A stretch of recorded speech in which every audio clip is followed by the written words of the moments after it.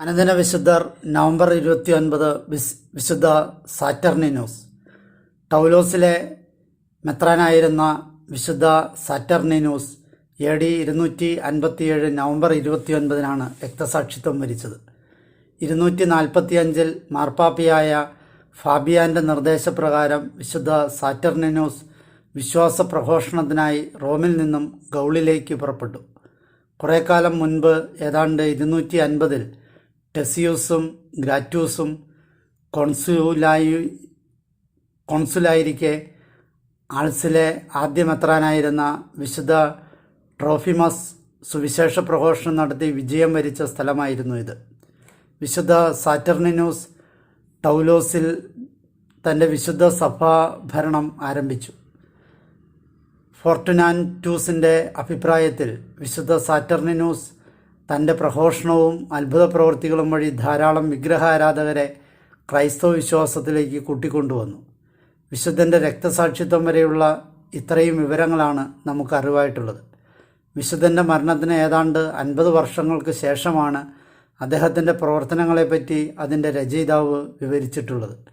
ഈ വിവരണങ്ങളുടെ അടിസ്ഥാനത്തിൽ വിശുദ്ധൻ തൻ്റെ ജനതയെ നഗരത്തിലുള്ള ഒരു ചെറിയ ദേവാലയത്തിലാണ് സംഘടിപ്പിച്ചിരുന്നത്.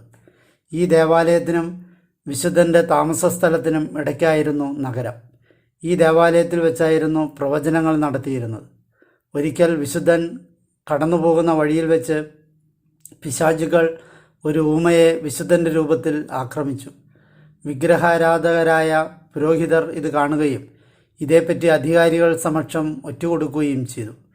ഒരു ദിവസം വിശുദ്ധൻ സ്ഥിരമായി പോകുന്ന വഴിയിൽ വെച്ച് അവർ അദ്ദേഹത്തെ പിടികൂടി ദേവാലയത്തിലേക്ക് വലിച്ചിഴച്ചു കൊണ്ടുപോവുകയും താൻ അപമാനിച്ച മൂർത്തികൾക്ക് ബലിയർപ്പിക്കുക വഴി അവരെ ശാന്തരാക്കുവാനും അല്ലെങ്കിൽ താൻ ചെയ്ത കുറ്റത്തിന് തൻ്റെ ചോരയാൽ പരിഹാരം ചെയ്യണമെന്നും ആവശ്യപ്പെട്ടു. എന്നാൽ വിശുദ്ധ സാറ്റർനിനൂസാക്കട്ടെ യാതൊരു ഭയവും കൂടാതെ വളരെ ഉറച്ച ശബ്ദത്തിൽ ആ വിഗ്രഹാരാധകർക്ക് ഇപ്രകാരം മറുപടി കൊടുത്തു: ഞാൻ ഒരു ദൈവത്തെ മാത്രമേ ആരാധിക്കുകയുള്ളൂ. ആ ദൈവത്തെ മാത്രമേ ഞാൻ പുകഴ്ത്തുകയും ബലിയർപ്പിക്കുകയും ചെയ്യുകയുള്ളൂ. നിങ്ങളുടെ ദൈവങ്ങൾ പിശാചുകളാണ്. അവർ നിങ്ങളുടെ കാളകളെക്കാളും നിങ്ങളുടെ ആത്മാക്കളുടെ ബലിയിലാണ് സന്തോഷിക്കുക. നിങ്ങൾ പറയുന്നത് പോലെ ക്രിസ്ത്യാനികളുടെ മുമ്പിൽ വിറയ്ക്കുന്ന അവയെ ഞാനെന്തിന് ഭയക്കണം? ആ വിഗ്രഹാരാധകർ അദ്ദേഹത്തിൻ്റെ മറുപടിയിൽ കോപം കൊണ്ട് പുകയുകയും പിശാചിൻ്റെ പ്രലോഭനത്താൽ തങ്ങൾക്കാവും വിധം വിശുദ്ധന് നേരെ അസഭ്യവർഷം കൊണ്ട് മൂടുകയും ചെയ്തു. പലതരത്തിലുള്ള അപമാനങ്ങൾക്കും പീഡനങ്ങൾക്കും ശേഷം അവർ അദ്ദേഹത്തിൻ്റെ പാദങ്ങൾ ബലി കഴിക്കുവാൻ കൊണ്ടുവന്ന ഒരു കാട്ടുപോത്തിൻ്റെ ശരീരവുമായി ബന്ധിക്കുകയും ആ കാട്ടുമൃഗത്തെ ദേവാലയത്തിൽ നിന്നും ഓടിക്കുകയും ചെയ്തു. കുന്നിന് മുകളിൽ നിന്നും താഴേക്ക് വളരെ വേഗത്തിൽ കാട്ടുപോത്ത് ഓടിയതുമൂലം വിശുദ്ധൻ്റെ തലയൊട്ടി പിളരുകയും തലച്ചോർ പുറത്തേക്ക് ചിന്നിച്ചിതറുകയും ചെയ്തു. വിശുദ്ധൻ്റെ മരണത്തോടെ അദ്ദേഹത്തിൻ്റെ ആത്മാവ് സന്തോഷപൂർവ്വം ശാന്തിയുടെയും മഹത്വത്തിൻ്റെയും സ്വർഗീയ വസതിയിലേക്ക് പറന്നു.